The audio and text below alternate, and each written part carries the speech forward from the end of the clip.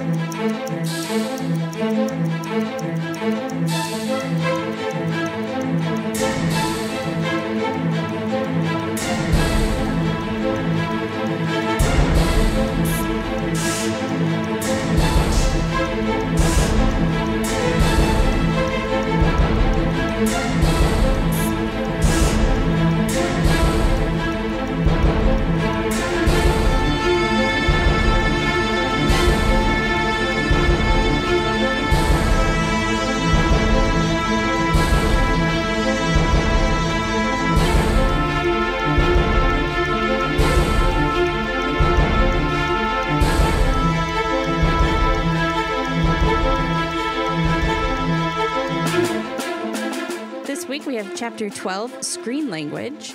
Mary and her colleague, Oliver Payne, discuss Lyra's intimate knowledge of their computer system, the Cave. Suddenly, Sir Charles shows up. He makes the two an offer they can't refuse, offering to support their grant application with the veiled threat of disrupting if they refuse. After a heated discussion, he leaves, and Mary and Oliver discuss the terms that Charles was outlining. Oliver states that if Mary does not take Charles up on it, he will, and so Mary resigns and Oliver calls Charles. Later, Mary returns, and after bluffing her way past a security guard, she gets to her lab and asks a few questions of the cave using a new interface she developed. Apparently, Dust is actually a bunch of sarcastic angels with a set of instructions for her to follow. She needs to play the serpent. She sabotages the cave and leaves to Sunderland Avenue, finding that the window to Chitagazzi is enclosed by a forensic tent. She bluffs her way past the police guard with a fake ID and steps through the window. Chapter 13, Isita. The witches perform a spell to try and stem Will's bleeding, and everyone sleeps through the night. The next morning, the witches tell Will and Lyra that they are here to guide and help Lyra on her quest, which is now Will's quest to find his father. As they continue onwards, following the directions of the alethiometer, Pan reminds us that he exists. As he and Lyra discuss whether they should talk to the alethiometer regarding Will and their current quest, which is Will's quest. Lyra and Pan catch up with Will to talk to him about the kids in Sagazza, and Will tells Lyra about his mother and her similarities to Tullio, and his quest, which is her quest. The next night, Will's fingers don't seem to be healing, despite the spell. Will has a conversation with Pan whilst Lyra pretends to be asleep, where he admits that he is scared and tells Pan that Lyra is his best friend. Pan says the same back. The next day, they find out Lee may be on his way. Ta-da! Suddenly, Ruta arrives, being chased by some cliffcasts, which are quickly dispatched by Will and the witches. Ruta tells the witches about Azrael's new fortress and all the denizens of a multitude of other worlds who have gathered there. She also tells of a wise old cliffcast who mentions that Azrael will fail in his campaign against the authority without the help of unpronounceable words, such as Isita. They debate who this Isita may be, and then after a brief interruption by some voyeuristic angels who put everyone to sleep temporarily so they can catch Will and Lyra, Ruta heads back to her world to try and unite the witch clans against the authority.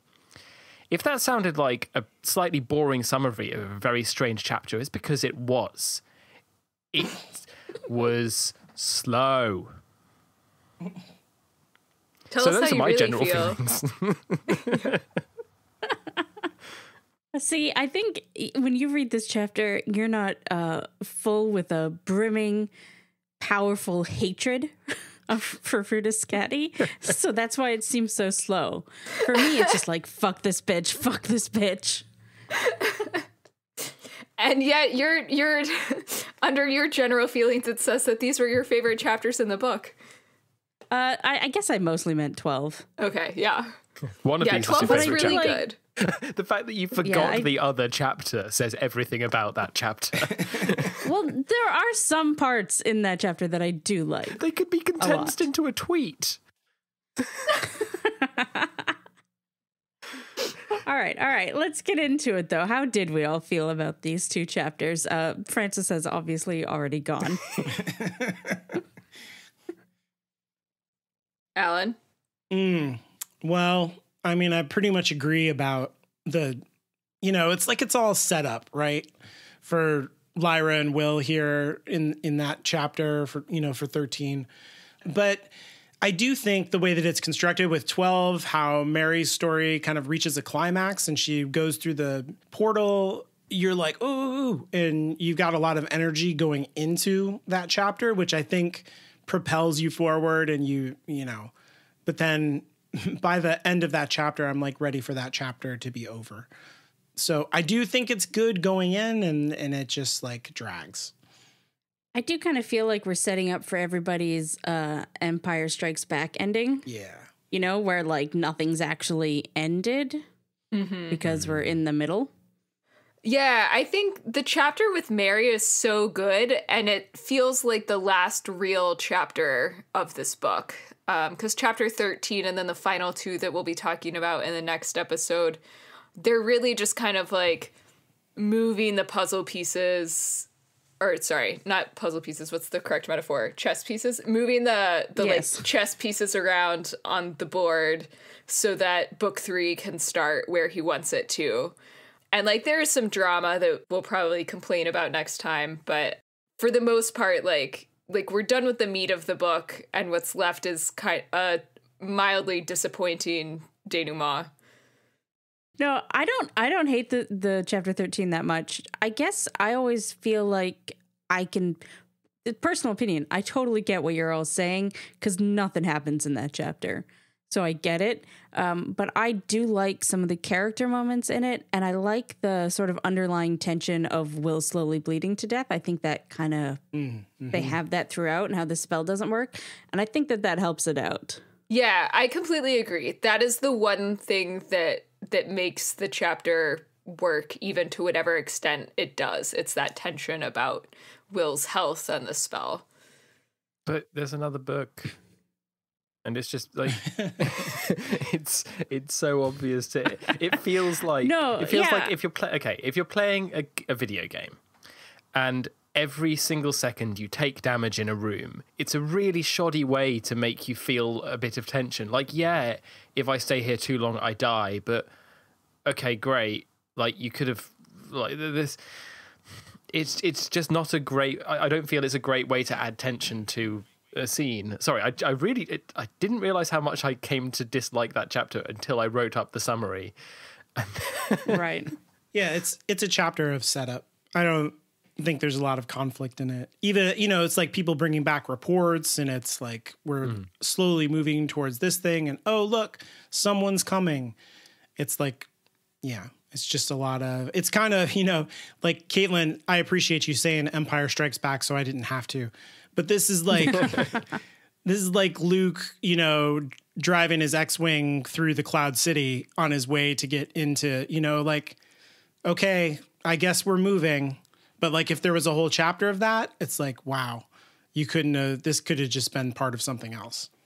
It's especially frustrating because the start of book 3 is also very slow. Mm-hmm. So for somebody who vividly remembers how much they dislike the start of book 3, like it all just could have been smooshed.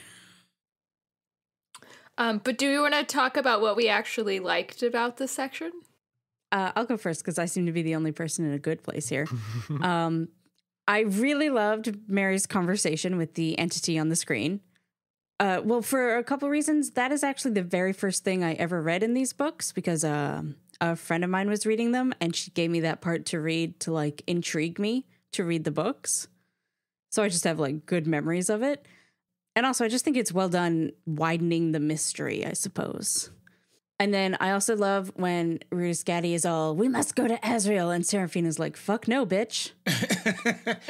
We got our own shit to do. That's really good. And Ruta's just like, oh, well, suit yourself. And then I also just like when Seraphina and Ruta are talking about Will and they say that he kind of frightens them or they unsettles them. And I just think that that's one of the good character moments that do come through in chapter 13. That and a couple others. Mary Mary is the interesting thing. Although I do agree on the Serafina saying no to Ruta Skadi. Just that's satisfying. It's just yes, please. Thank you. Thank you for saying what we all thought. No, piss off, go do your own thing. I love Mary as a character, not just because she's a pretty decently written academic character, and that's my job, but also just that she behaves in a way where you look at her and go, yeah, that's a reasonable response. Maybe it wouldn't seem as sane from the outside, but you're told how she's thinking, and you go, yeah, Mary makes sense. And that will continue as we go on. I love Mary. She's great.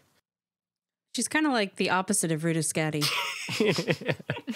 Because it's like if Philip Pullman wrote this one woman who isn't a human being, like or isn't. She's a witch, but you know what I'm saying. She isn't a person. Yeah. But then he wrote this other woman who is like a woman I could know, who works, who I get, and I'm like, how did you write these two different? How do you not? Whatever. Yeah, I think Mary's definitely the best part of this section, and I remember on my most recent read through of this book, getting to this chapter and being like, oh, okay, so like she's going to be an ongoing character. It makes sense that we were getting her point of view a bit before. I didn't even notice that. That should have been the clue that she was going to play an important role and come back and actually be a meaningful part of this plot, beyond just talking to Lyra at Oxford.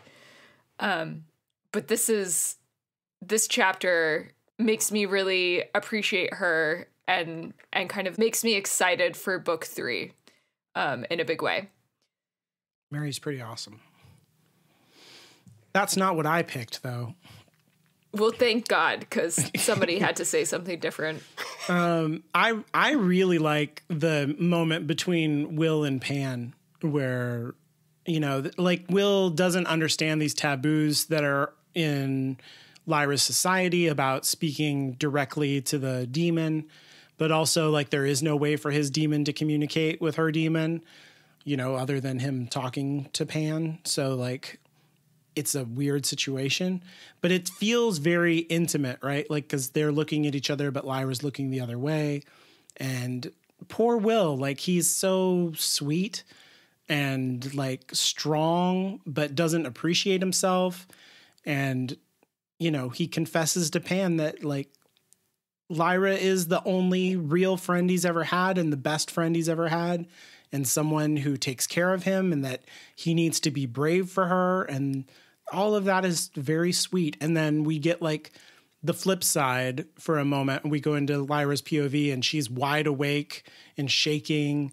And all of that is just so vulnerable and intimate and beautiful. I love it. I love that scene a lot too. I mean, even that kind of feels like setup for other things, but is also a payoff to their journey together so far in a way that it's a very soft climax. I also like that Pan says it back. He says, Lyra thinks the same about you, which is interesting because we've seen Lyra have so many friendships. Right. Yeah. She's kind of the opposite of Will in her friends, but Pan isn't lying, I wouldn't think. So it's an interesting point of view for Lyra to be actually, maybe those weren't real friendships. Maybe we were just playing. Maybe we didn't know each other the way that Will and I know each other. Well, he didn't say, because Roger's dead, you are her favorite, He didn't add that in there. I was gonna ask, who are you talking about Lyra being friends with besides Roger? I mean, because she all seems the kids that she used to know, because she used to be friends with Billy Costa and all the kids she used to play with in Oxford, who presumably she spent more time with than we saw on page. That's fair. And I guess there's kind of different ways of thinking about friendship. She definitely had a lot of casual, friendly acquaintances. But yeah, this is kind of a friendship on a different level. Yeah, I would even say with that maybe things would be different if Roger had lived. But I would even say at this point, she and Will know each other better than she knew Roger, even though she knew Roger so much longer. Mm-hmm. Just because of the circumstances that they've been in and because of the things that Lyra's had to learn about herself. Yeah. Yeah, I'd agree with that. And he's been there for her in like the biggest crisis of her life in a way that is important to her. And she hasn't quite failed him as badly as she failed Roger. Yeah, I think that's important. Wow. Way to up her self-confidence there. No, but that's what I'm saying. Like, that's got to weigh on her mind so much. Yeah. I mean, that's another thing Pan didn't say is, you know, given that you're alive, you are definitely our best friend. Yeah. Given that we haven't killed you yet. Oh my God. I have so much to say about book 3 in this conversation, so we need to move on. Is it worth talking about our least favorite part, or did we already do that enough? No, because mine's different. Okay. But I'm going to start because I just want to quickly go ahead. Get it all off your chest. Get out there. It's been a long old week. I really need this. Again, I hate to hark on about chapter. I don't hate to hark on about chapter 13. I fully mean this. It doesn't feel like it's the same book. It feels like you're reading from. It's almost like, what's that part in the Bible where there's about 46 people who begat each other? It's just called the Begats, I'm pretty sure. Yeah, it's sort of like reading that, where you're like, it's like, and Lyra said to Will this, and Lyra said to Pan, maybe we should talk to Will about this, and Pan said, no, wait, yes. And you're just like, oh my God, I don't fucking care. The whole thing gets us to a place, and I've written down in the notes, this is the whole reason that RPG games have fast travel systems, is because sometimes the journey isn't what you're actually there for. If you're going to Disneyland at the age of 6, you could, you know, it might be a nice drive, but you're not in the car for the fucking drive. You're there to get there, and then the interesting things happen when you get to fucking Disneyland. It's just, it's a vehicle for what are some interesting plot points, but which could have been put in a much more interesting manner. And instead, we've just sort of, he might as well have written us a Lyra's journal entry from that day, which just said, this happened, this happened, this happened. And it would have been almost more satisfying. So yes, I have feels about this. No, I agree. The part that annoyed me the most in particular was when Will was recounting events that we saw the first time in the book. Yeah. And there was like basically no added value to that. And I think that took up almost 2 full pages. And so I think some of the stuff there, it does give some insights to character. We are getting slightly new information. But for the most part, it's all stuff that the reader knows. And generally, Philip Pullman is pretty good at skipping over that. Like, I should have written it down. But there was one other line later in the book when it was like, I think it was Serafina talking to Ruta, and it was like, and Serafina told her everything that she knew about this. Yeah. And it was like, great. Right. You just like did a whole conversation in one sentence. That should have been utilized more in this chapter. Yeah. That's a technique of writing called abstraction. And you like get people who say, oh, you have to show and not tell. But sometimes if you just tell, like, then it's over. Like the point of doing that is to like keep the pace moving, right? You don't need to show everything. Yes. Have you ever wondered? And then he sighed heavily. Well, yeah, it's the classic thing you'll see in early writers and amateur writers and kind of fan fiction and things like that. The things that they get wrong are often where they over-describe. They write too much. Yeah.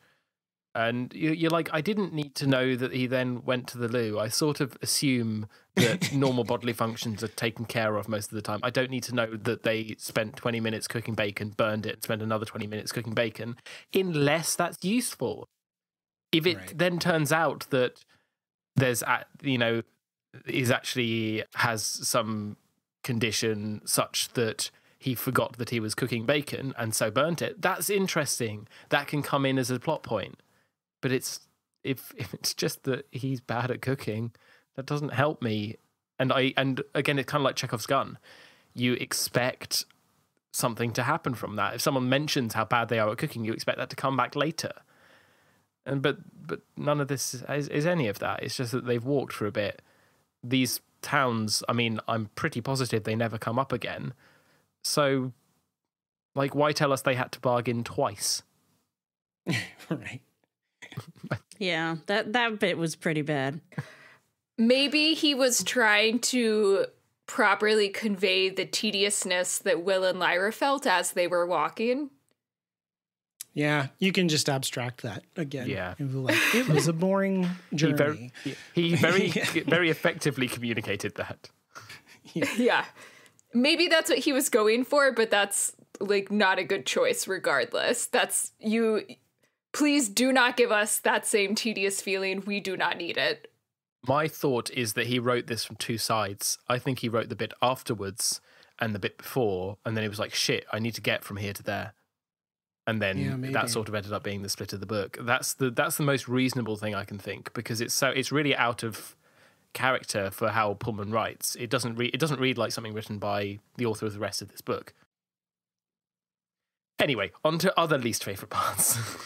My thing is like related because it's like in the same section and it's the same kind of thing. Like, even though we get this supernatural event of all of the angels making a pilgrimage to them, and they like surround the children, and you get like a lampshading of how important these two characters are. But like, we know that, you know, like everything has already told us how central they are.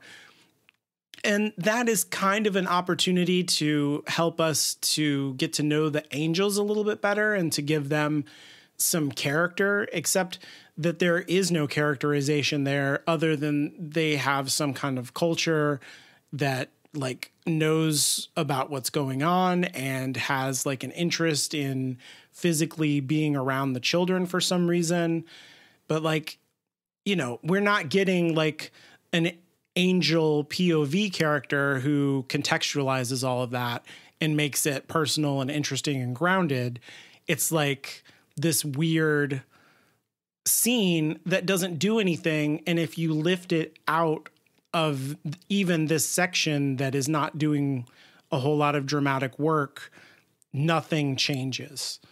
And so like, even though this is like a supernatural event and is very different than like mundane money bargaining, I feel like even this is not necessary, and I found it very annoying. It was like the cherry on top, and I was like, fuck your cherry. Like, what are we doing? Like, why? This is unnecessary. Like, just get to it. I just didn't feel this way. I don't know. It was a good scene, I thought. It was well written. It was interesting. That's fair. It said that it pointed out that these angels had a knowledge of Will and Lyra that we don't know about yet. Mm-hmm.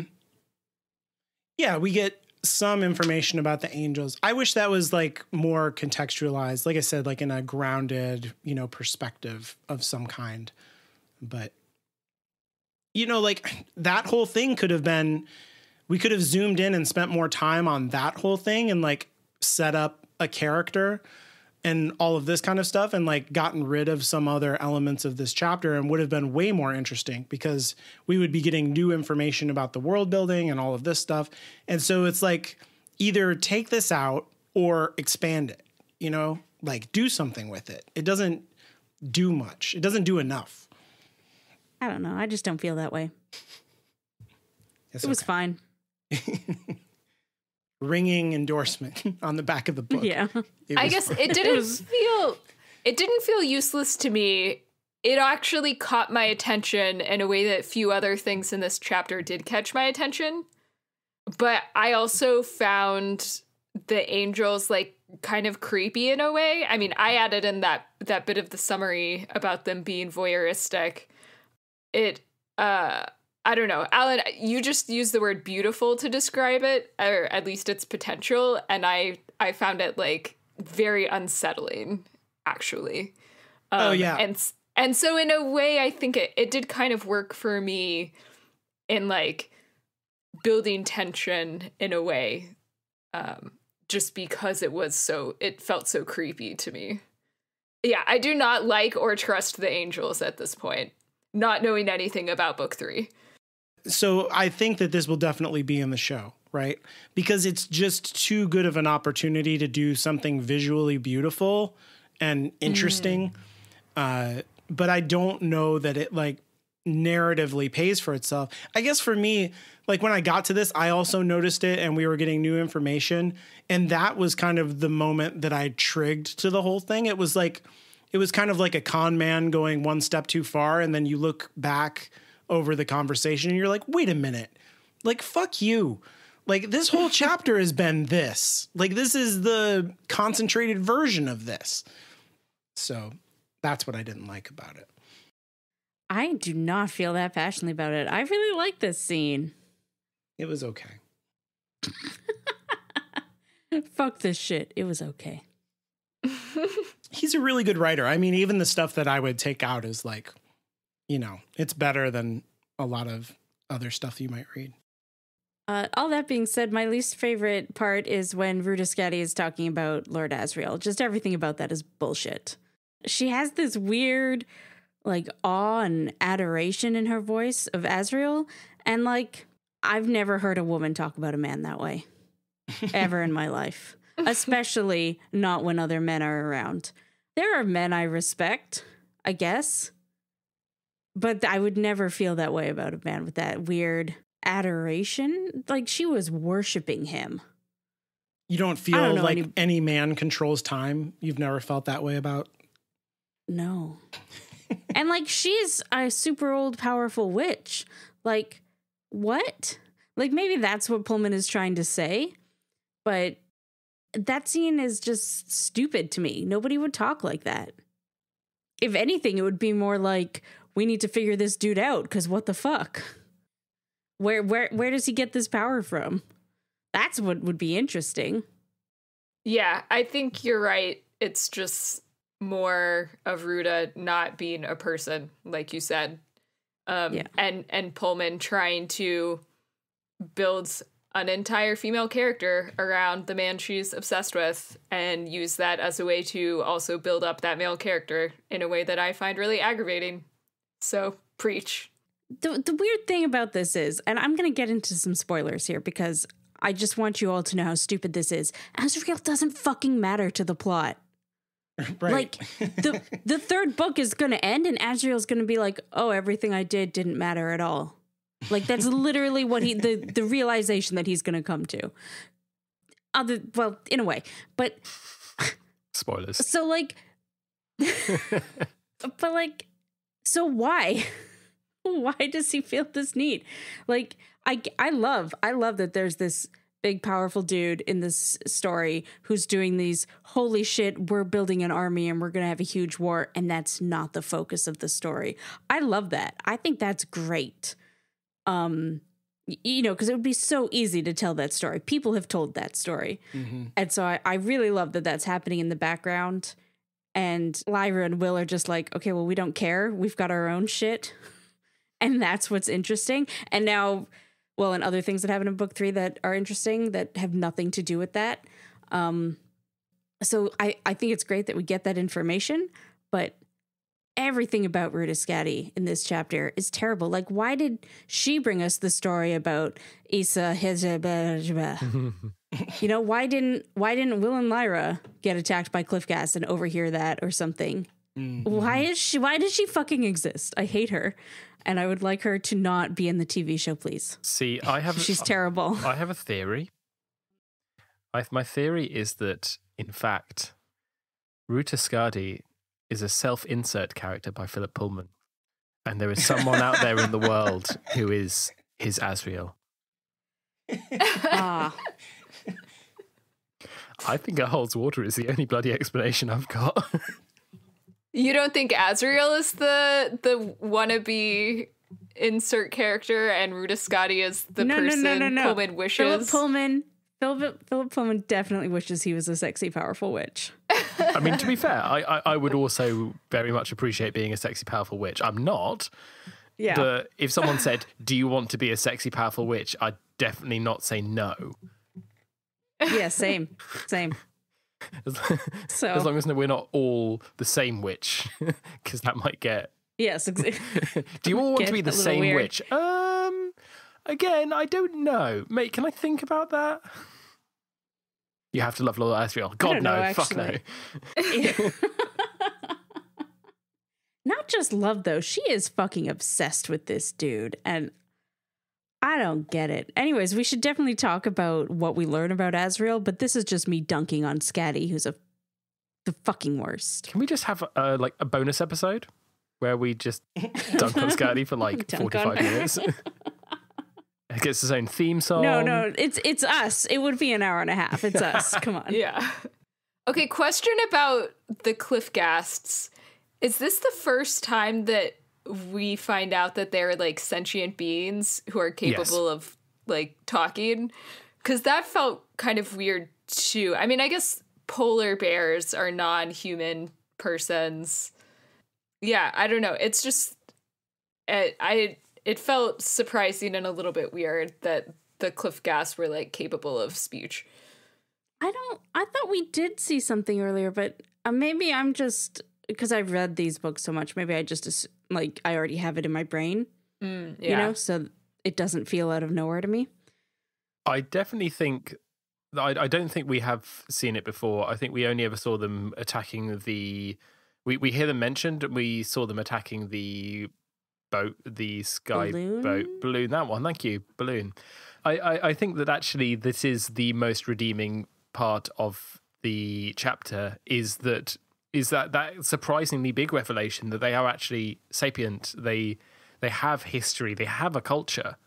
They're in and of themselves a completely different species, not just running on animalistic principles. They're evil, they're demonstrably evil, but they're not without merit. They've got culture, they've got history, they've got everything like that, and it makes them such a different sort of thing. Then they're no longer just this force of nature. They're in fact they're actively malicious rather than just of their nature being kind of dickish.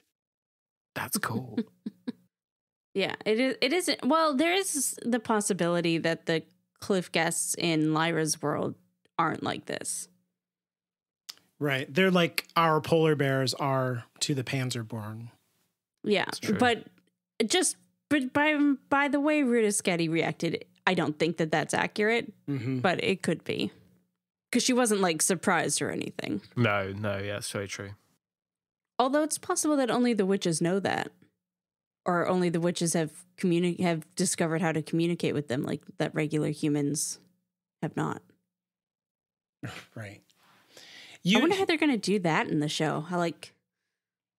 I guess they could just cut it out. Yeah, it could just be someone reporting the information, and we don't No, they could cut out any Isahitra stuff. It doesn't matter. Just so that you hate this chapter even more. The Isahitra shit. It doesn't matter. Well, I mean, you talk about spoilers about Asriel and stuff like that, but that is actually what this chapter's main bit of information is, right? That this particular thing is extremely necessary and that he doesn't have it to accomplish his mission. And so fate, this is the classic story about fate, right? Where you have a plan and you're going to go do a thing, but what you don't know is that you were fucked before you started. And so that is Asriel's story going forward.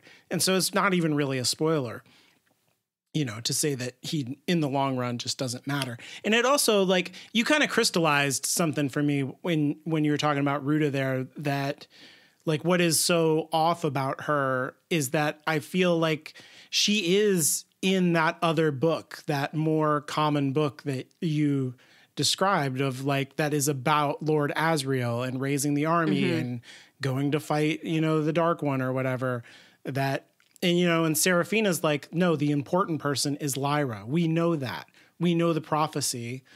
like stay on task. And she's like, but my cool boyfriend. And it's like, yo, what book are you in? See, the best part about this is I'm like 90% sure Ruta Skadi is not in the third book. Like, I think this is the last time we see her.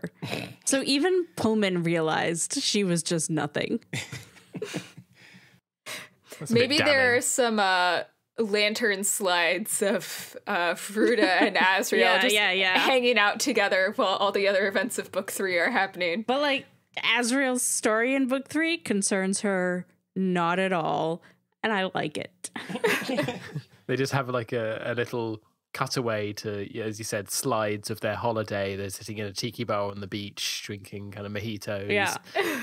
They go skiing, and then it's like, okay, now back to the story. Actually, that's a thing. That is a thing. Tiki bars? No. This brings us into the problematic section. Okay. And it's the only problematic I saw, and it's not that I didn't get it. I just possibly wanted to garner opinions on precisely what it meant. They say that Ruta visits Asriel, and then the witches all know what happened, and Lyra and Will don't care to ask. Are they suggesting that she went in and just was kind of like, paint me like one of your Nordic girls? Yes. She said, hey, they banged, and then they talked about the war. Like, how is that fucking relevant to anything? Because Pullman is obsessed with it. Asriel got a booty call across 2 fucking worlds. Great. It's just useless. So I 100% agree. Because fuck everything to do with Ruta Skadi in this goddamn book. She could be cut out, nothing would change. I don't think he pulls it off at all, but I do think Philip Pullman was trying to illustrate once again his sort of differences between childs and adults there. Mm-hmm. Like, I think that's what that sentence was supposed to be doing. But A, it's weird and awkward. And B, I don't know any 12, 11-year-old who doesn't know what sex is and who wouldn't have found it. Like, Lyra would be like, You were with my dad when he was sleeping? What? Like, yeah. Like he I get what he's doing in the story, but at this point in time, he has written Lyra and Will so not 12-year-olds that it's weird. Yeah. It's a sort of wink, wink, nudge, nudge moment. Yeah. And I get that that's kind of the point, that they're supposed to be children and that they're like whole, I don't want to say sexual awakening, but whatever, that, I can't think of any other way to describe it, is kind of part of the story, but you've gone too far the other way. I just think I agree. I just think they could have said it like, I think it could have been written like, yeah, you know, she went there and then in the morning X, Y, and Z. And then the implication is that you either know what they mean or you don't. It doesn't need to be pointed out that the kids don't know what this means whilst everyone else does. It's clumsy. I agree. Again, I think he was trying to point out that they don't know. Like I think that's what he was trying to do. But I think it would have been much better written if he treated the readers the same way he was treating Lyra and Will, and we could just infer that the adults got it and the kids didn't. And like you were saying, I 100% agree. Or the other way round would have been to say she went there and they did the fuck, and then Lyra and Will look confused at this term. Like, that would have done the same job. They go, what? And it's like, never mind. We'll tell you when you're older. Any other problematics other than this weird sexual insert? Okay, I guess you have to leave that full silence just so everyone knows how awkward it was. It would require some substance in order to have any sort of problematics. That's fair. Yeah. I can see my one thing. I'm going to talk about a potential future problematic. If the TV show does not cast Mary Malone as a Chinese woman, I'm going to be motherfucking pissed. Yes. That's fair. Yes. Absolutely. At the very least, half Chinese. But mostly I want her to be Gemma-chan. We discussed this in a previous episode, didn't we? I love Gemma-chan, okay? She can be in everything. I would like to see her speak with Ruth Wilson. That would be great. They're together. Wonderful.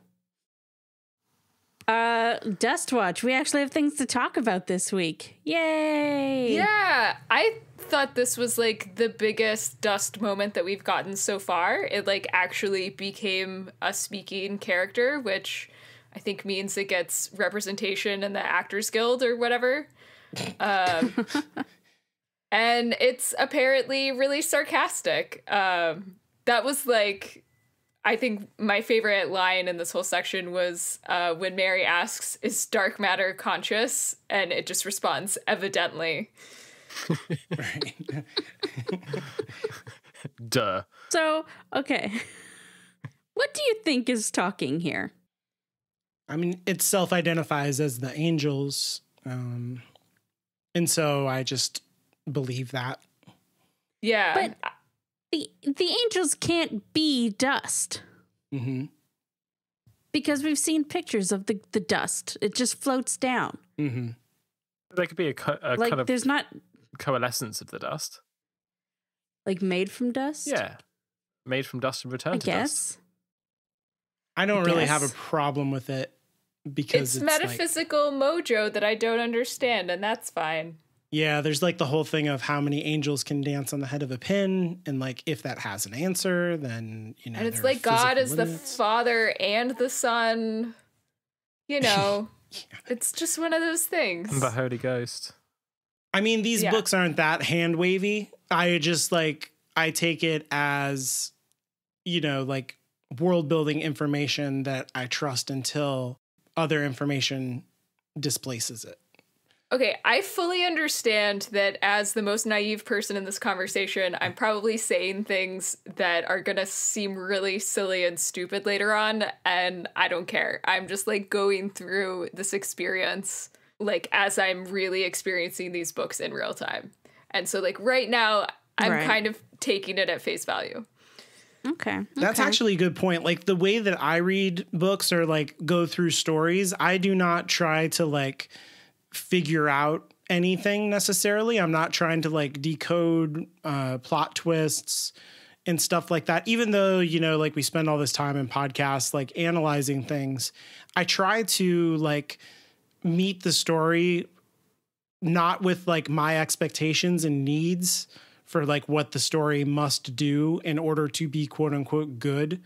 Like I try to meet the story with what it's doing and then appreciate what it is doing on that level that it's on, if that makes sense. And so like if the story says we're angels and then Mary Malone is like, holy shit, I was a nun, I know what the fuck you're talking about. Like, okay, like I take that them saying that, you know, whatever this is saying I'm an angel is because that is something that means something to Mary Malone that she can understand and that like gives context to all of this. And like I accept that as a reader. Okay. I guess I am coming at it from the point of view of I've gotten to the end of this book and I still don't really feel like I know what dust is or the series because so at the very least I do think she is talking to whoever is answering questions for Lyra, you know, through the thingy, the alethiometer. But I just don't know about them being dust. I feel like that, I guess I could go with them being made of dust. But just because we've seen pictures of dust and we know that it's attracted to consciousness, and like, why would angels be attracted to consciousness? Because they're dust. There's also like, they could be communicating through the dust, like it's a medium, I guess. And like, you know, it's a telephone line and we're on the other end of the telephone. And it would be like, I'm not going to sit here and explain to you that actually this is a telephone line and this is how electrons work as they bounce one into another. And then, you know, it's like no, I'm just an angel on the other end of the phone. Great, but that's not what this conversation is saying. This conversation is saying we are dust and dust is consciousness. Yeah, I agree. Or dust is conscious. Yeah. Yeah, it's very literally saying dark matter is angels. Dark matter equals angels. Anyways, it's interesting information to get, though, at the very least, about on our dust journey. Yeah. Does it make, like, the demons guardian angels on some level? Like, they've been invested with all this angelic presence that they're, like, frozen as some kind of guardian or something? Well, they're not... I mean, dust is attracted to consciousness. So... Kind of what you're saying there is that dust is like inert in some way. Do you feel like it's pushing them at all when it settles on people? The dust? Yeah. So it's hard to get into this without spoilers, because here's the thing. I do think we learn that dust is attracted to consciousness, but I also think in a way we learn that dust causes consciousness. Mm-hmm. And Mary says that to Oliver. That this, like, she even gets confirmation of that in this scene where she says, you know, does our sapience in evolution come from you? And like, yeah. Which would at the very least mean that they, like, gave us the dust. But I guess that plays into, I guess you could interpret that to them, like, giving us the apple or telling us to eat the apple. Right. Which still doesn't tell you what it is. No. Dust is apples. We figured it out. There's just a constant rain of apples coming down from the sky. Angelic painful. Apples. Newton All really. of them say, eat me on me. Yeah. Yeah. Newton. We get the hint. God. Yeah. Yeah, exactly. God. I don't know. I feel like this is written in a way to be like, here are answers, but it just causes me more questions. Yeah. I think I had gone the same way as Anya and just like took this information in passively and I was like, that's what it is. And now that we're like wrestling with it, I'm like, yeah, that doesn't work. And you're right. We didn't really get answers. We got the right information to make Mary do the thing that whatever this was. Yes, exactly. Yeah. Because if it is the same person who's been answering questions for Lyra, we know it has an agenda. Right. It's even impatient. Like it's answering questions before, like almost the very moment she's done asking them, right? It's like, ask more questions, ask better questions. Come on.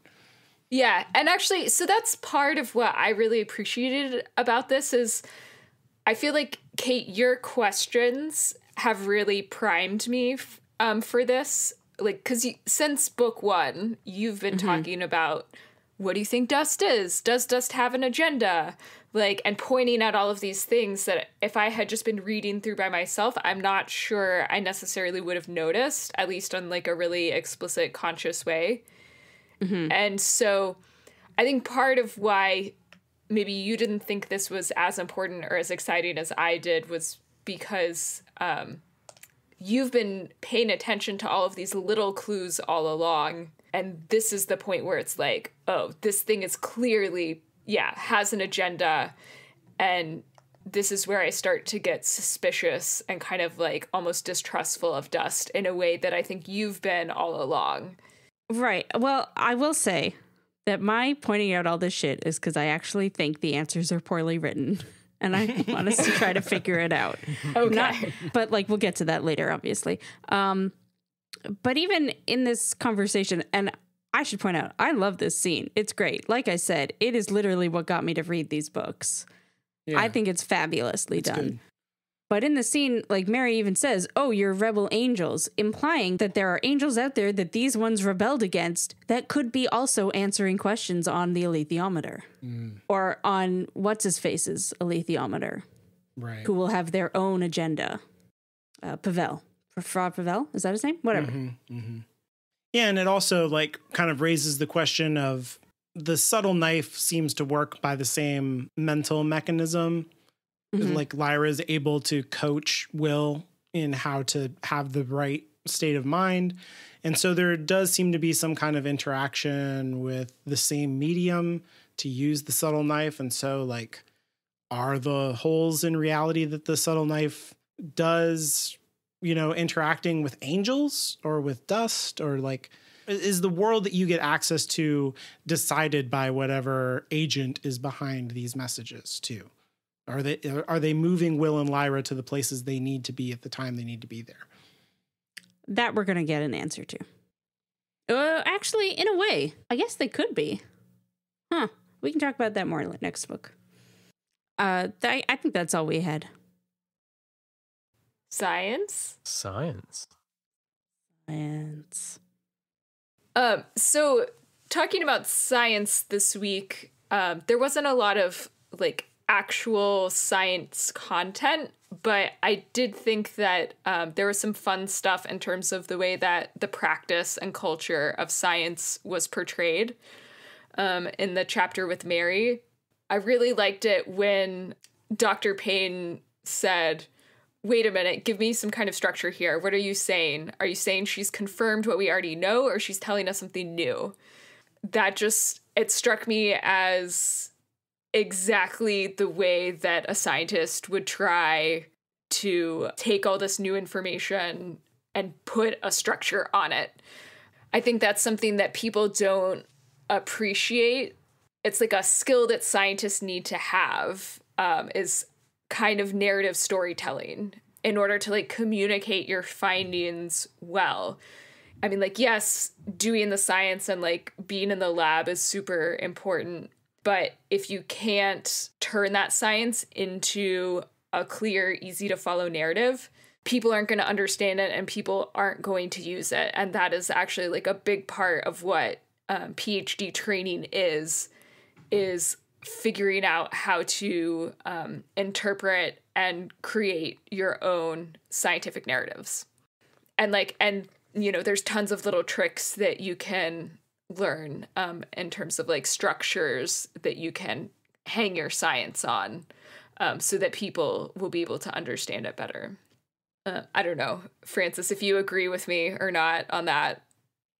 I'm still in the process of learning this sort of thing, but definitely one of the things that is reinforced is the whole idea of a narrative, the idea of no one cares about science as such.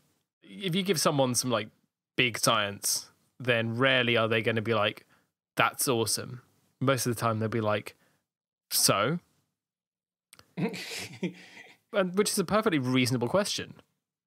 So what? Yeah, you have to provide the right context and then lead them to the meaning. Yeah. Hold right? the hand. Like the meaning is separate almost from the science itself. Yeah. Yeah, it is. You are, when you're communicating that, you are taking someone who doesn't necessarily have the background and context and knowledge that you do. You're holding their hand through it and saying, okay, so given this piece of information which you didn't have, but which does exist and you could have had, we draw this conclusion. This follows this, follows this, follows this. But you only know that because you've got as a scientist, you've got a bunch of extra information in your head that other people don't necessarily have by default. And some of the obvious conclusions in science, again, particularly in biology, as that's where I'm focused. Sometimes something which looks really obvious is actually completely and utterly wrong. And in order to understand why that thing is wrong, you need to have the extra knowledge. And so when you're communicating, it's really just making sure people don't fall down those easy rabbit holes, or making sure people just follow things the way which is most sensible. And if you don't get it right, then you get some newspapers who have less than moral aims who misinterpret it because you've I mean that's a whole other problem, but you need to be specific.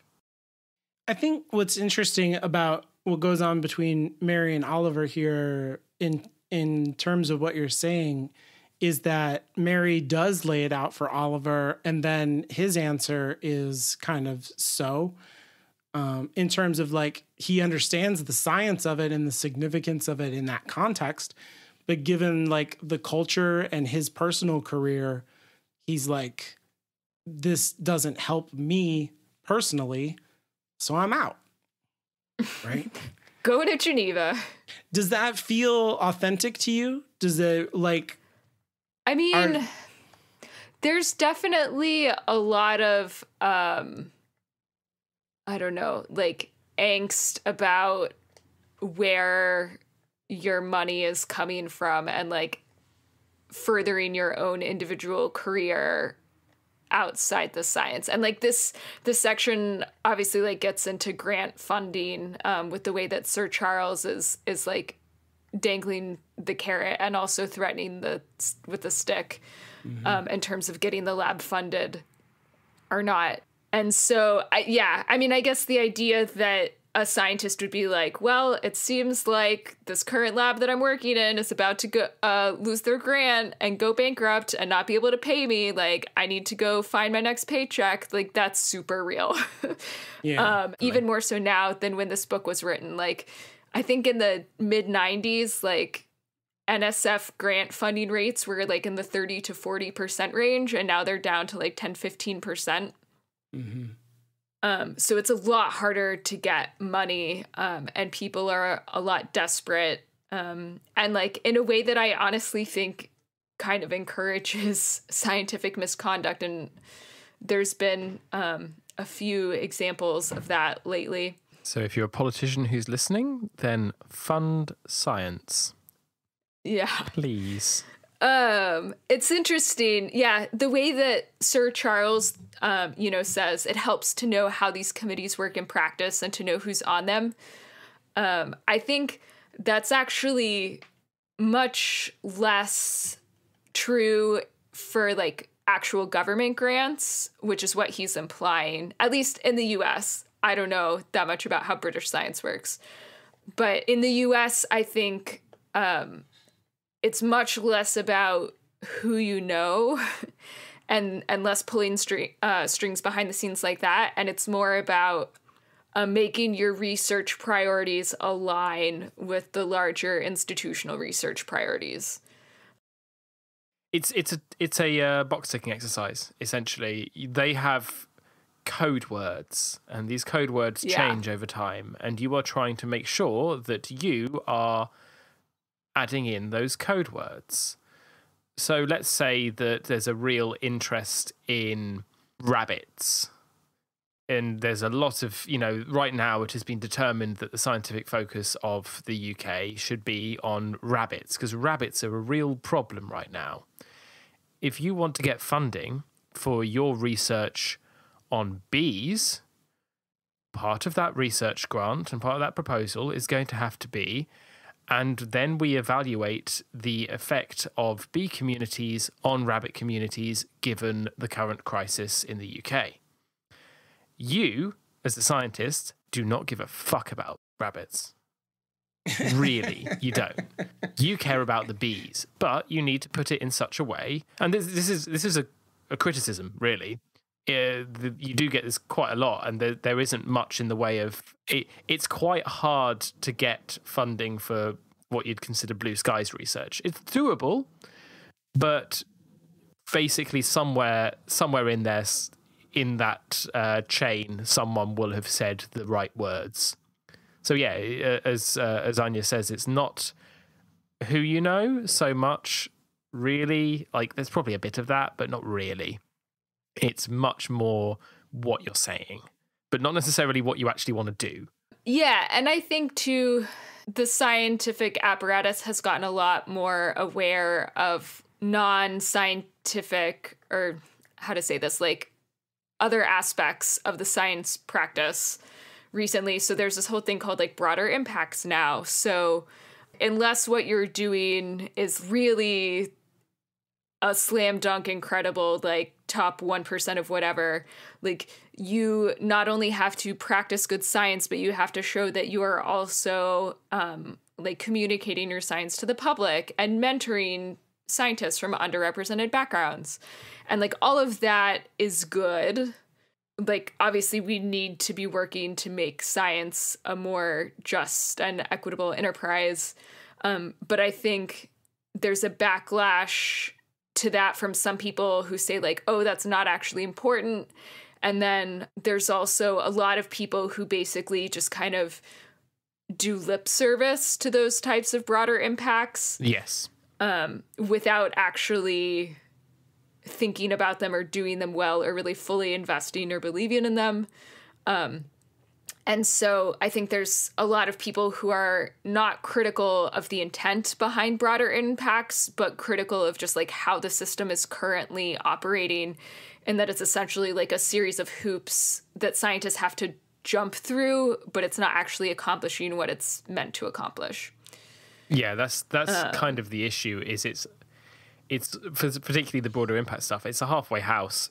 It's neither actually getting us to a point where, as you say, science is more equitable, science is better to access for people of all backgrounds, and of all, education levels and all of that. It is instead being able to say to the committees who originally identified that these are problems that you're doing it, but with the very least effort possible. Well, it can be, I think, actually. I'll add that. This isn't necessarily true, and there are many, many people putting in many, many grants who genuinely will do the legwork, to do the education, to do the, to get it right, but it is abusable as a system. The other thing that I was just going to say is that I think because government funding of science has gone down so much over the past couple decades, a lot of like private funding has stepped in as like people are trying to fill the gaps, which is like a whole nother fucking problem. But also I think a lot of these like private funding apparatuses are easier to manipulate behind the scenes just based on who you know, because like most of them are funded by rich people, like billionaires. And they, they are not actually trained scientists. They might like hire scientists to evaluate their grants before they give them out. But they also just like have a lot more freedom to give money to who they want. Because it's in the end, it's like their money and they don't answer to anyone except the billionaires. And it can be a boon and a curse there. So if you're looking at individuals who fund science, there are a select few individuals who really do fund some really good science. And there are plenty of corporations, particularly, who not necessarily don't, but they have a vested interest. And in fact, this sort of comes back to what Sir Charles is sort of saying when they're talking to him, and Oliver gets the hint that Sir Charles is saying, we can give you this money if, and there's a string attached. There's the, well, we were expecting something in return. We're not just a charity here. We want to get something out of this, and there are partnerships which you can get, which can be really good, or can be less good, where a thing is expected. You're almost like you're expected to find a thing. And that's not actually how science works a lot of the time. So people come in with mismatched expectations. People come in with the expectation of treating it like a business transaction. And science isn't and doesn't work like a business transaction, or certainly not the sort of science that I'm more involved in. Maybe if you're an engineer, there might be more scope for that. But there's plenty of places where this is not actually a very good way of funding science at all, and maybe funding it from a centralized governmental perspective might be a better idea. But I digress. There's a lot of ethics in there. That's what I'm saying. Yeah, and I can't really get too much more in depth into it without naming names in a way that I'm not comfortable doing. But yeah, I really liked this section. It like felt authentic to me as a scientist, and I think it like brought up a lot of aspects about the practice of science that obviously you could talk a lot about if you wanted to. But I think we should move on to religion. I can't believe that you think neoliberalism is hurting modern science. It's just crazy. Oh, yeah. Wait, no. There was one other thing I wanted to ask Francis, which is, okay, so I know a lot about science. I don't know a lot about British aristocracy. When, who is it? Someone in the book, like, says something like, oh, did Oliver say Sir Charles? Like, do knights just run around swinging their dick trying to get shit done in England all the time? Is that like a thing? If someone showed up with a sir, would people be like in awe of that, or would they just be like, fuck off? If someone turned up with a title like Sir or Lord and was asking to see you, you would probably see them. It would be very unusual for you not to give them the time of day, partially because if anyone turned up to see me, I'd probably see them and see what they wanted. But more generally, like that, you don't. I was going to say you don't get Sir in front of your name by doing nothing, but that doesn't necessarily mean that you have to do good things to get Sir in front of your name. But that's another discussion. What I will draw a parallel to is something known as the Black Spider Memos, which are letters and memos written by Prince Charles to government ministers and politicians. And this is similar, though not a scientific version. This is a similar sort of thing where you see exertion of hierarchical power throughout something which should be devoid of that.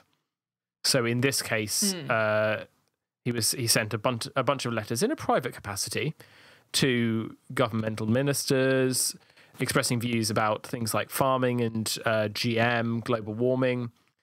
And not all of those letters and not all of those opinions were necessarily based in reason or science. Prince Charles, I believe, though, please, I can't say this one for certain. This is coming just from my my mind, but I believe he's or certainly was an advocate of homeopathy and things like that. Great. And wrote to people who were in charge of health things to say maybe we should consider homeopathy for this, which is you can see it being problematic. Homeopathy, by the way, because I think not everyone knows this, homeopathy is not just natural medicine. Like there's a lot of debate over like non-traditional herbal medicines, whatever. Like, homeopathy is not that. Homeopathy was one crazy British guy, German guy in the 19th century came up with a system that is, like, provably false. You drink water. You have some water. If you make it more like water, it gets more powerful. Yeah. All those, like, LaCroix jokes about, like, a can of soda that sat next to a strawberry, that's homeopathy, literally. Yeah. It's... Anyway, okay, God. Just pointing that out. If you want to learn more, you can Google that, but it's complete bullshit. Yeah, there's some real... Yeah, he is a patron of a homeopathic group. Yes, so this sort of thing... he's very rich. Well, he's literally a prince. That's better than being an expert or having knowledge, isn't it? Yep, pretty much that. So yeah, these things aren't unheard of, possibly not quite to the same degree, but also, again, if someone called Sir Something turned up and asked to speak to me about my work, I'd give them the time of day, because it's a title which is given for something, even if it's not necessarily something that is useful. I'd probably look them up first and be like, well, if they were given Sir because they made some really cool contributions to science, then yeah, let's talk. If not, then yeah, let's talk. At the very least, you might get a good story out of it. Yeah, I might buy my drink. Yeah, well, if he's in the House of Lords, that would matter. He's not for funding and stuff. He's not in the House of Lords. Well, yeah, actually, yeah. Actually, no, if he was Sir, he wouldn't be in the House of Lords, because I think Lord takes precedent over Sir. Okay, so Lord and Sir are different. Yes. I don't even know these things. Yes. So Lord is hereditary No. and Sir means you've actually earned it. No. Lord is wow. Lord is No. not necessarily Sir. Okay. Lord is not necessarily hereditary, but there are some hereditary We can lords. discuss this later. Yes. Sure. Can we just have another podcast that's like Francis explains British things to Anya? I'll just link you a YouTube video and be done with it. Oh, okay, fine. But yeah, you get to the point where in the upper house you actually have a full title along the lines of the Right Honourable, the Lord Spiritual and Temporal in Parliament assembled. And that guy wants to talk to you, and you're like, absolutely, I have time for you. Yes, I mean that is actually an abbreviation for the House of Lords, but the point kind of stands that there's a lot of this sort of thing in the stranger parts of old school English. Onwards to religion. Something less controversial. I actually just wanted to point out one small thing in this scene.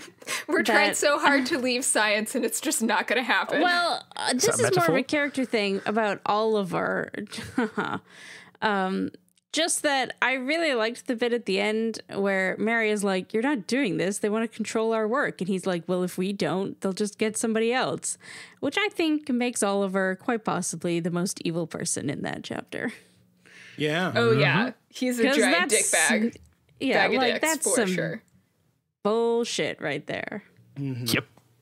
Yeah. And when Mary brings up again the fact that, like, Sir Charles used the phrase manipulation of consciousness, and Oliver's just like, whatever. Like, that's so fucked up. I mean, we already went pretty deep about scientific ethics when we were at Bolvanger. Don't try and find out if people look gay. It's not going to help anyone. Oh, Jesus. Yeah, that's some research that's being done right now. Wait, what? If you can, like, tell people's sexual orientation from, like, machine learning their face? Yes. Ugh. Fuck no. Okay. Yeah.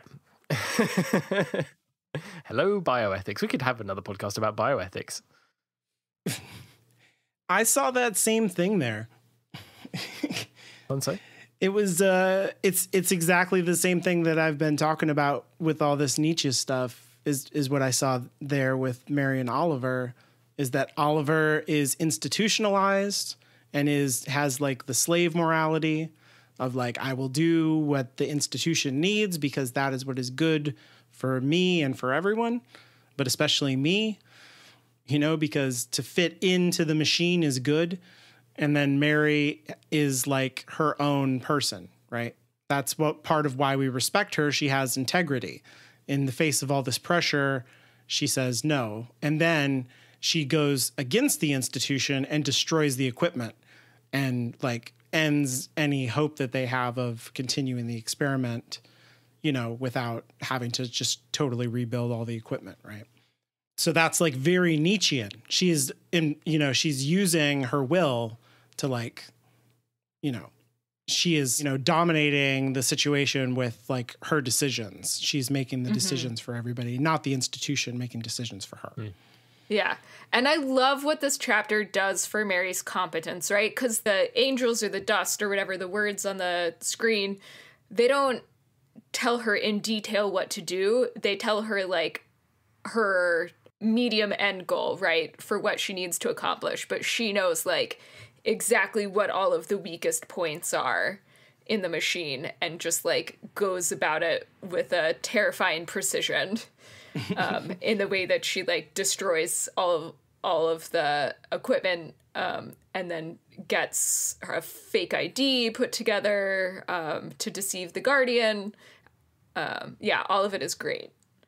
And like is so willing to go. Like give up your whole life, go into this tent, and she brings like camping gear with her. Yeah, she's like, I hiked through Switzerland, it's fine. But like if somebody told me to go into a tent in the middle of Oxford, I wouldn't be like, I might need my camping gear, you know? But she understands that she's going on a journey.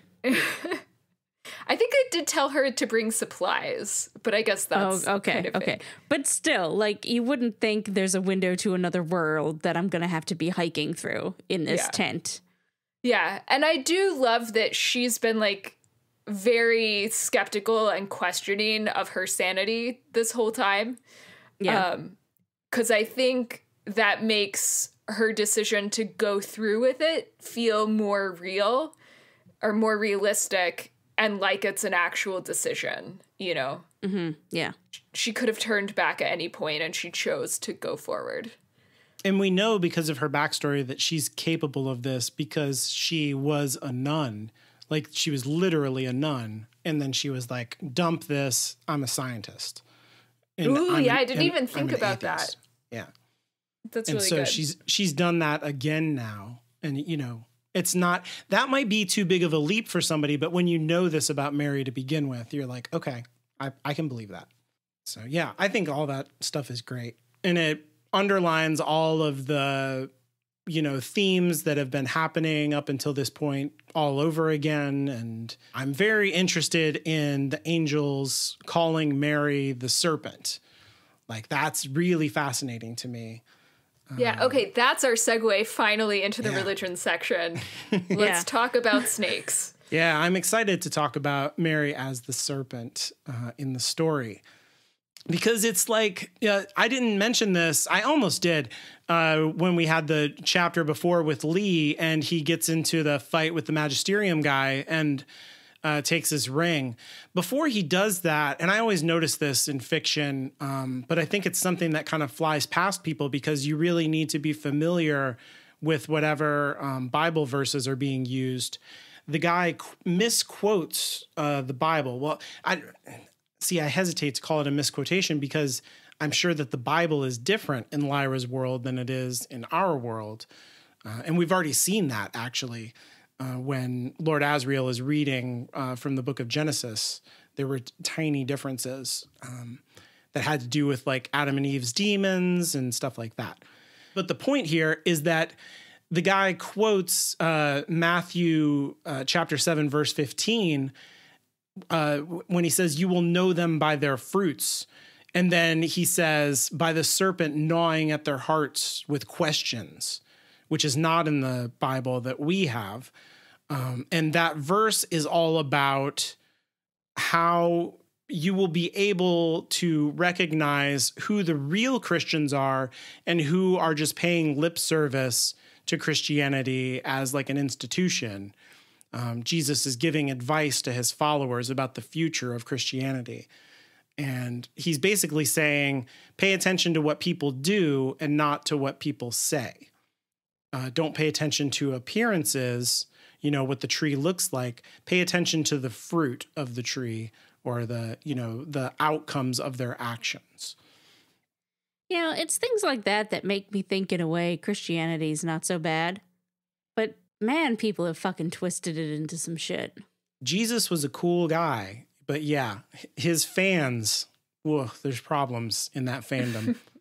It's so it's interesting to me that like that is part of that verse. Because what it says, the serpent gnawing at their heart with questions, is literally in that version of the Bible, Jesus saying that to be curious and to question things and to, you know, seek out, to, you know, to annihilate your innocence and to seek knowledge is a sign of evil. It's heretical. It's non-Christian in character. You know, that's not a part of our Bible. I like that because it really implies, or it doesn't even imply, it straight out says that the magisterium in Lyra's world like put that in there. Yeah, maybe, right? Well, you say maybe as if maybe God did write the Bible. Right. Yes, they did. Like somebody must have put that in there. Yeah. And been like, actually, we want to control people. Mm-hmm. Yeah, I just mean the divergences in historical context, that maybe it was there from the beginning. But yes, you have a point that maybe God did not write the Bible, in fact. I have my doubt that if in Lyra's world, the Bible was allegedly written by the same people that it was written by in our world, I highly doubt Jesus and his dudes were writing about don't be curious. Right. You know, like the Magisterium put that in. The famous band, Jesus and His Dudes. Jesus and his dudes. It's another name for them. So, like, you know, these, and of course, the serpent is the Eden thing, right? This is the serpent that tempts Eve into eating the fruit of the knowledge of good and evil. Again, we have fruit there, right? You'll know them by their fruit. This is the fruit of knowledge. This is what ruined Eden and presumably ruined the world and ruined humanity. This is what makes your demon locked into its, you know, final form and has something to do with dust. Like this is the crossroads of all this. And Mary stands at that crossroads according to this angel that she's talking to, that you are the serpent. So she is important in that she is like a agent of curiosity, of like inquiry and knowledge, and that she has a role to play in bringing someone across the Rubicon of innocence into like awareness or consciousness. Oh my God, I wonder who. Yeah, probably couldn't guess at all. I think Ruta Scotty would say Lord Asriel. Yeah, of course. Which is funny because Lord Asriel has been set up as our kind of satanic character, which we've talked about. And of course, the serpent is Satan in Christianity. But that's not the role that Asriel seems to play. It comes down to this scientist, which I think is fascinating. I was going to ask about this. I love this bit because it's just more in how Asriel doesn't fucking matter. Yeah, and that the serpent is also a woman is really fascinating, I think. Because this is like a very masculine archetype in the serpent. There's like sexuality associated with it. There's seduction of Eve and stuff like that. And so like to have this be a woman who is the source of knowledge and curiosity, I really love that. And seducing another woman, question mark? I mean, that is not... The metaphor kind of falls apart there. That's not where my brain went, but like a different kind of seduction, maybe in terms of like learn things, like don't, you know, break out of institutions and things like that. So speaking of Asriel, we have more information about him via Ruta about this big army that he's gathering. To me, this is very obviously like alluding to the book of Revelation, especially stuff about the Antichrist that's in chapter 17. It's pretty much all of chapter 17, where the Antichrist is like extended his influence over the people of the earth to the degree that all of the world leaders are following the Antichrist. And his mission is to literally gather an army and battle God and his angels and the hosts of heaven. And they're going to gather in this place that's near like a mountain, and they're going to be the biggest army ever assembled in human history, and they're going to challenge God. Like that's the plan. And this is like exactly Asriel's plan is gather this huge army. He's on, you know, he went through this mountain top portal and now he's at his secret lair fortress thing, assembling all kinds of monsters from across the universe and doing weird shit. And it's very, very Antichrist in its entire setup.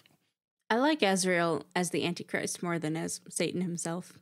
Well, in the story of Revelation, the Antichrist is also kind of like a nothing when it comes down to it, because he's kind of like a stooge for Satan to like, you know, pay attention to this guy over here, God, while I'm doing this other stuff. And like, he seems like a big problem, and he's certainly a big problem for the people of Earth, like while it's happening, like the people who are still, you know, experiencing all the terrible things that are happening as the world ends. And he seems like the best hope as like everything is falling apart. you kind of like go to him for stability. But, he doesn't actually matter in terms of the future history that Revelations chronicles. And Satan is like where it's at in terms of the power behind the Antichrist. That's the title of this podcast? Satan is where it's at. Satan is where it's at. Our new motto. Right behind the Antichrist and all of his hosts battling God is Revelation 19. Spoilers for the Bible. The Antichrist loses and God wins. Who could have predicted this? The creator of the universe easily kills the human hosts who gather to, like, there's literally not a finger lifted. Jesus just says some words and they all die. And so what happens after that is an angel comes out and like commands all of the birds of the earth to go to that place where the largest army ever assembled is, and to eat them after they have died. And this sounds a whole hell of a lot like what the cliff ghasts are saying to each other about, like, I cannot wait for this battle. This guy does not know that he is fucked, but boy, are we going to eat. It's going to be better than ever.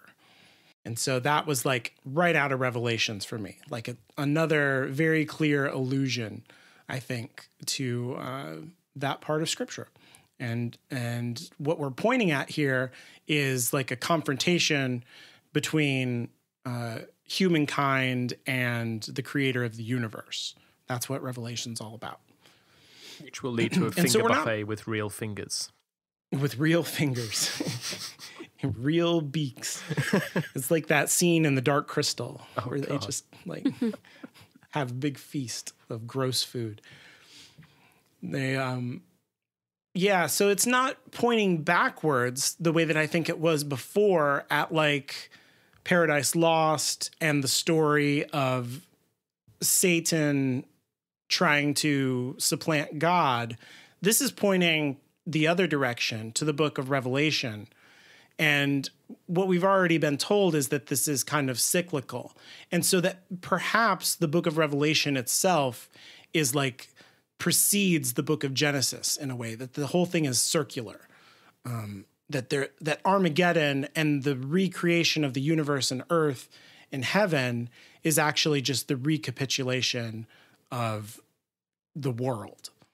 That there needs to be another serpent in Mary implies this entire like Garden of Eden thing is going to repeat or something, but we're also pointing towards the book of Revelation.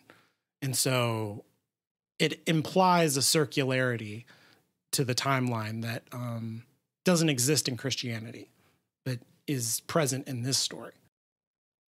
Well, that they do say a lot in these chapters about how this has all happened before. Right. Yeah.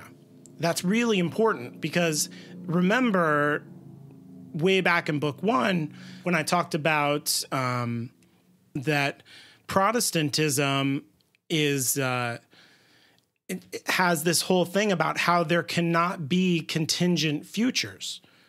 There's only one future, because if it is the case that you could have chosen to be a Christian or not chosen to be a Christian, that means that your choice has supremacy over God. And so time needs to be linear. The future needs to be completely determined for that kind of Christianity to operate. If time is circular, then there is still kind of a fate to it, that there's still a determinism to it because the entire cycle needs to repeat itself again. But your choices would actually matter a whole lot more than what the magisterium is comfortable with. And so it kind of dismantles that that whole kind of Christian determinism that revolves around original sin and your choices and, you know, who is important. Like it puts the locus of power in human choice and not in God's hands. And that like fundamentally changes the character of like what fate is and how it operates, even though it's a cycle of history instead of being linear. So I think it super matters that he keeps saying that like these things have happened and they will happen again. And that we're pointing at Revelation on the one hand and the Garden of Eden simultaneously and in the same direction. All right, angels is the last thing and probably the biggest thing to talk about. Like, why the hell haven't you mentioned angels in the religion section? Okay. I think it's interesting, again, that we get quotes from St. Augustine, the way that we're quoting the Bible in different parts, and the way that things are misquoted is like points at something important, I think. So the part that we get quoted here of St. Augustine is actually from the Catholic Catechism. And I don't know if a lot of people know this, but like the Catechism, I was surprised when I found out about this, but I wasn't raised Catholic either. But the Catechism is like a modern document that comes out of like the 1980s. Oh, wow. I had no idea. Yeah. It's like a fairly recent, it's literally a modern thing that is meant have no to like, idea what the catechism is. Okay, so the catechism is meant to kind of iron out canonical rules of like the metaphysics of Christianity or Catholic So Christianity. is that like a JP2 thing? Yeah, exactly what that is John Okay. Paul II. Yeah. That you were making a metaphor, and I was like, what's JP2? JP2, No John idea. Paul II, not the first. okay. Jet propulsion. Remember Yes. when we had one pope for like decades instead of getting a new one every few years? Yep, and it was Nope. that guy. And he was very important in the politics that he was involved in, and the catechism was a very important part of that. In kind of like aligning the Catholic Church internally in terms of its teaching. And so this part of the catechism has to do specifically with angels and with their nature. And it's just, you know, he just straight up quotes, or Mary in her head knows that like, oh, what is an angel? You know, it is, you know, and what he's doing there is This like, is the part about spirit and matter, right. And like what they pertain to and what they are made of. yeah, they are not, their nature is not angels. That's like what they do, right? They're Angel is a verb, kind of. kind of. It's a job. Yeah, angel is what you do. Yeah, it's a job. It's their vocation. Well, really what it is that St. Augustine has just recently, when he's writing this, obtained for the first time in European history, like Aristotle. So we had the Crusades that went into from Europe into Jerusalem, and all of like Greek philosophy had been lost to Europe for the most part, to Western Europe. And when they went into the Middle East and they fought against people there, there was like, you know, cultural intercourse and people were like trading and learning about each other while they were at war with each other, which happens all the time. What they discovered was that, you know, all of these Muslims had like Plato and Aristotle and, you know, all of the Greek philosophers, and they had their own traditions set up around it, and, you know, had like figured out algebra and stuff like that based on Pythagoras, and, you know, had like evolved all of Greek culture along their own cultural lines. And so they took things written in Arabic, you know, like translations, of Aristotle and stuff like that, and then translated them into Latin. And this is what St. Augustine is reading, is Aristotle. And so he's learning for the first time about teleology. And Bingo. that's why, Wow, yeah. it's been a minute. That's why he's like, this is what their telos is angel. That's not what they are. Right. Your job is being, you know, a pope or a bartender or a smith or a wheelwright. That is not what you are. That is your vocation. That is your telos in the hierarchy of society. And in the hierarchy of the universe and in the great chain of being, angels are what they do, and what they are made of, the way that we are made of flesh, is they are made of spirit. So that is like what they are is spirit, and what they do is angel.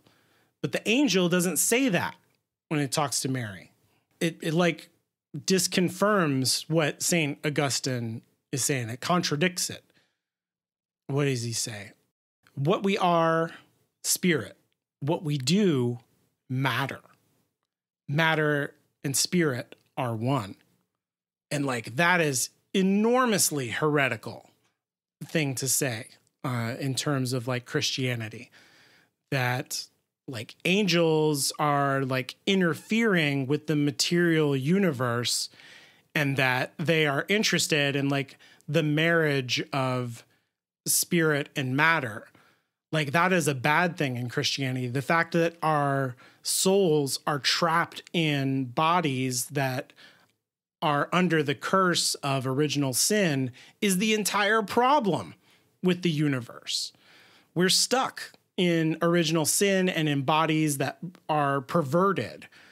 And the angel is saying, this is the whole point of the universe. This is like our vocation is you in bodies and being aware of yourselves. That is like what the point is of everything, which is, like I said, that's huge. That is like the magisterium going after Azrael, right? This is like how it all started. Dust is settling on adults, and we need to get down to the bottom of it. And the magisterium is like, absolutely not, because that's the whole problem, is saying that this is a good thing to be self-aware and embodied simultaneously is a good thing. That's what this angel is saying. And the magisterium is like, absolutely not. Cut it in half. Cut it off while they're children. So that misquote is huge. I really like that, considering where the story goes. We are going to come back to this.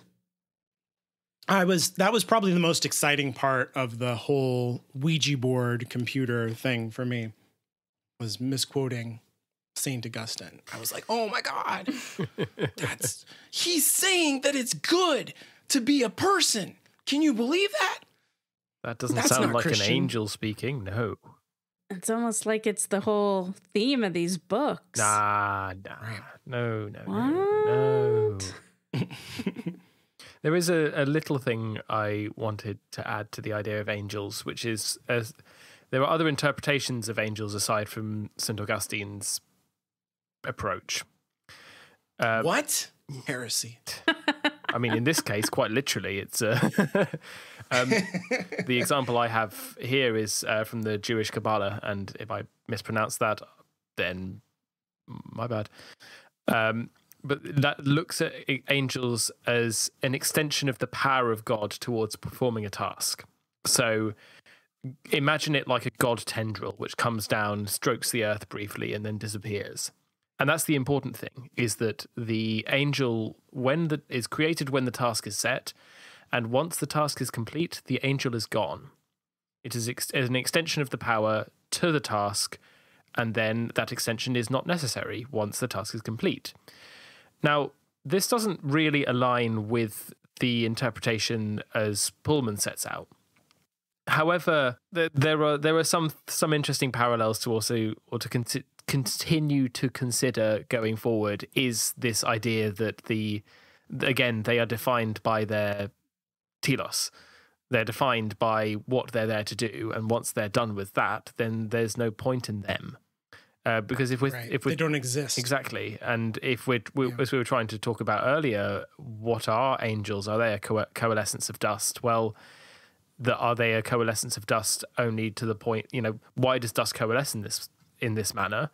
To do something. And once it's done, back to dust with you. So going forward, it's something to keep in mind. It's an alternative, maybe not an alternative interpretation, but as a parallel interpretation, rather than just the purely classic Catholic Christian one. if the angels had been written more in that way, I'd be more okay with them being dust. Yeah, I definitely agreed. I think it's a nicer interpretation. That's kind of almost like a field theory or something, like a particle field theory of like, you know, they arise out of a kind of field that they exist in when disturbed correctly. You know, like electrons don't really exist, but they exist insofar as like when we bump them, they go along the circuit board in a predictable way, you know, because that's what we make them do. That's actually like, now that you're saying that, that's like kind of what all of alchemy and a lot of like occultism of the 1600s and stuff had to do with, like summoning angels and trapping them and stuff like that. You're not like, it's not even necessarily about a particular personality even. It's just like knowing the rules to manipulate the angel verse, kind of. In a manner, this approach, and again, it's also related to things like Gnosticism and that side of the more mythical side of the Abrahamic religions. Mystical, yes. They're an emergent property of the space that they're in. Yes. They come out because of stuff, but they are not... They are a transitional state rather than necessarily being as a thing. They don't exist on their own. That's kind of what Aristotle was saying with his whole, like, that's what St. Augustine is doing when he's using Aristotle. Aristotle had 4 causes for the being of everything, and like what it's made of, what it looks like in its ideal form, and what its purpose is, and how it was made, right? And those are the 4 causes of everything. And if you're missing one of those 4 things, either you have a defective whatever that is, like a table made out of Jell-O is not a good table, right? Because it's not made out of a correct material. Or you just don't have whatever the thing is. So if a tree falls in the woods and there's nobody to hear the sound, that's a bad sound because it teleologically did not do its job of going into somebody's ear. And so the sound does not fully exist. It only potentially exists. And in the same way, the angel does not exist unless it has a purpose to fulfill. Go back, tree. Try again. Be louder. Right. Yeah, be louder. You could just wait for that hiker. It'd be great. That is the end of religion. Yay. Forever. I guess we don't need to finish the book then. Yeah. Ta-da. I mean, I guess Philip Pullman couldn't write the angels the way that we were just talking about, though. No, I agree. Yeah. I don't think it would be a good narrative idea to do that in terms of, you need characters. Unless the angels are like a magic system unto themselves or something. Right. Well, I'm also just thinking about his general sort of world state, his world building. It would be interesting, but would cause problems. Oh, yes.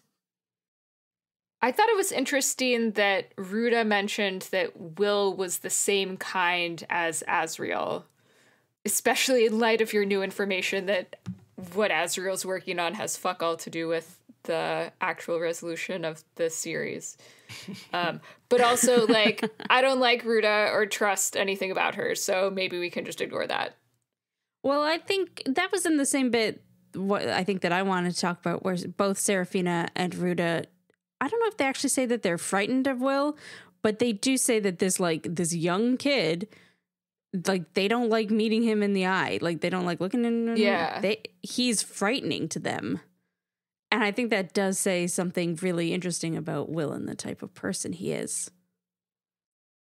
It just occurred to me that maybe Ruta meant that she wanted to mesh dangly bits with Will, and that is super inappropriate, and I am immediately running away from that conclusion. Lord. No. I'm pretty sure she meant that she thinks he's the same type of person, like an intense, can always get what he wants. Or like not knows how to get what he wants, I suppose. Let's say that. He has that internal drive to transcend. Yeah. I found the quote. "He's strange," said Ruta Skadi. "He is the same kind as Lord Asriel. Have you looked into his eyes?" "To tell the truth," said Serafina Pekkala, "I haven't dared." So she's scared. Yeah. Yeah. Or concerned. And I guess you could say that maybe that has something to do with him being the bearer of this knife that can literally cut through anything, including worlds. But I feel like they probably would have had the same reaction had he not gotten the knife. Yeah. Or even like before he'd gotten the knife. Yeah, yeah. Yeah. He's like outside of their whole prophecy system too. Like he's unaccounted for in a way that is probably disturbing to them. Which is interesting because they have this knowledge about Lyra, and it seems like Lyra's story is now wound up with Will's, but they have no knowledge of Will. Right. Which would be very disturbing. Yeah. Yeah, I can see why they're freaked out about that. And also, speaking of the witches trying to make sense of things, I think it's interesting that the witches think Lyra might be the weapon that I'm not going to try to say. Francis can say it if he wants. Oh, it's fine. This is fine. It's a me as a hetero. Yeah. Yeah, sure. And they, to support this idea, they say, why else would Mrs. Coulter be so anxious to find her? And I guess, I don't know, as someone who doesn't know book 3, I lean more towards it being the knife than Lyra. But it's cool that I do like that Pullman is like presenting it as kind of an open question that everyone in the book is trying to figure out. I enjoy this idea that these two women couldn't possibly comprehend that a mother is anxious to find her daughter. Right. Yeah. Well, maybe they've just like they know Mrs. Coulter well enough to not think that she has any maternal instinct in her body. Very fair. I just I get Mrs. Coulter is an evil bitch and I love her, but she has also shown that she does care about Lyra. Yeah. Like she stopped her from getting severed. She wanted to be with her as soon as Asriel was out of the picture. You know, like, do they know that? Maybe care isn't the word, but I think Lyra's told her whole life story to Serafina. Like in the first book, she would tell her whole life story to anybody who would listen to 5 minutes. So I just think it's funny that they were like, maybe Mrs. Coulter just wants her fucking daughter, actually. Nah, couldn't be that. There's literally this interworld war brewing, and maybe somebody just wants to be like, I think she's in the middle of it. Could we maybe get her out? Like, for all her evil faults, I don't think Mrs. Coulter wants Lyra to be a dead daughter. That was a weird way to phrase that. I'm sorry, Lyra. I just don't think you should be a dead. And then the last other thing that I wanted to talk about, just because when we were reading The Golden Compass, we talked quite a bit about the contrast between adults and kids and how Lyra relates to adults and kids, and how in that first book she like really lost her faith in adults and her trust in them as a group. And then after her experience with the mob in the last chapter, in chapter 13, this week she said, well, I won't trust kids again. I thought back at Bolvanger that whatever grown-ups did, however bad it was, kids were different. They wouldn't do cruel things like that, but I ain't sure now. And I just think that's kind of important to track and think about moving forward as Will and Lyra are kind of like going through this transition from kids more to adults. It really, like, I like this bit because it does sort of show Lyra growing up and realizing that, you know, people are people. Doesn't matter how old they are. But it really fucking sucks that a part of growing up is realizing you just can't trust anyone. Yeah. First, she can't trust adults. Now she can't trust kids. Like, yeah.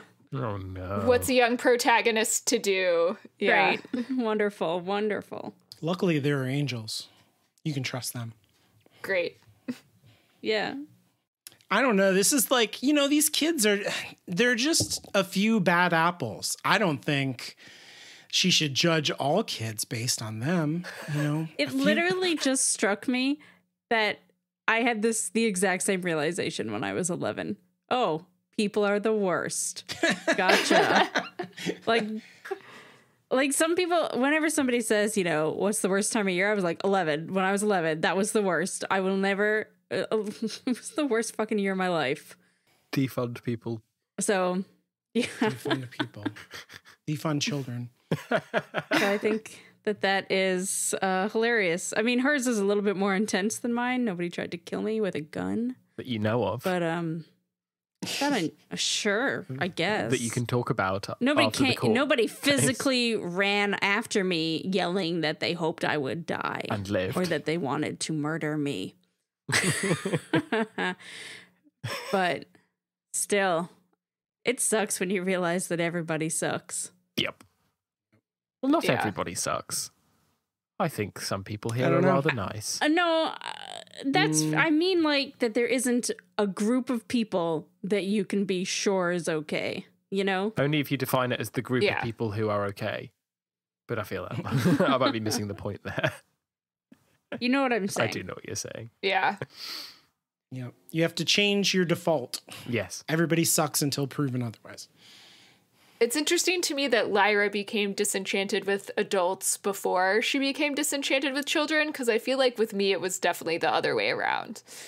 I feel like I was disenchanted with other children much, much earlier, and it wasn't until probably I got my first, like, adult job out of college that I was like, oh man, people in their 20s and 30s are also just, like, super fucked up. Like, no one's gotten more mature or learned anything. I don't know, because you go through your whole childhood being told not to trust strange adults.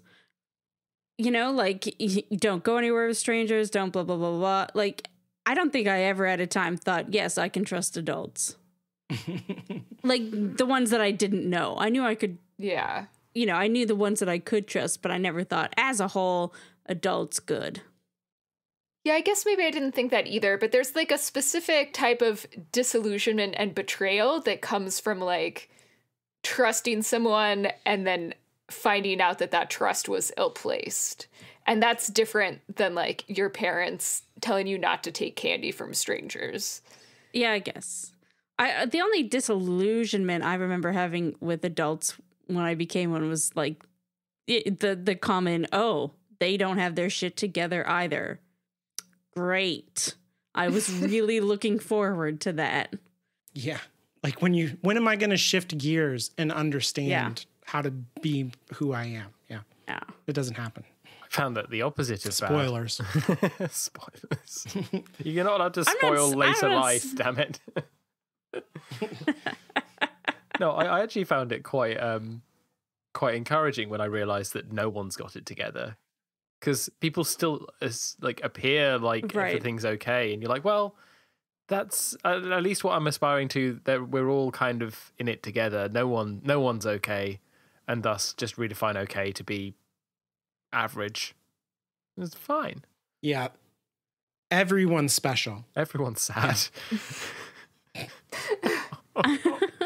I guess what I meant was like I was sad that there was no point that I was going to reach where I had it together, you know, like it just wasn't going to happen. And I was like, I guess it's good to know that about myself, but yeah. Well, on that cheerful note, are we done for today? I believe we are. Okay. Well, next time we'll be talking about chapters 14 and 15, the final two chapters in The Subtle Knife. Woohoo! If you like our show, please take some time to leave us a rating or a review on Apple Podcasts. I'm Anya, and you can follow me on Twitter at StrangelyLiteral. That's strangely, then Literl. I'm Caitlin, and you can follow me on Twitter at InferiorCaitlin. I'm Francis, and you can follow me on Twitter at Francis Windrum. Follow the show on Twitter at MOTPod. If you need more than 280 characters to speak your mind, you can send your emails to contact@hallowedgroundmedia.com. And remember, Satan is where it's at.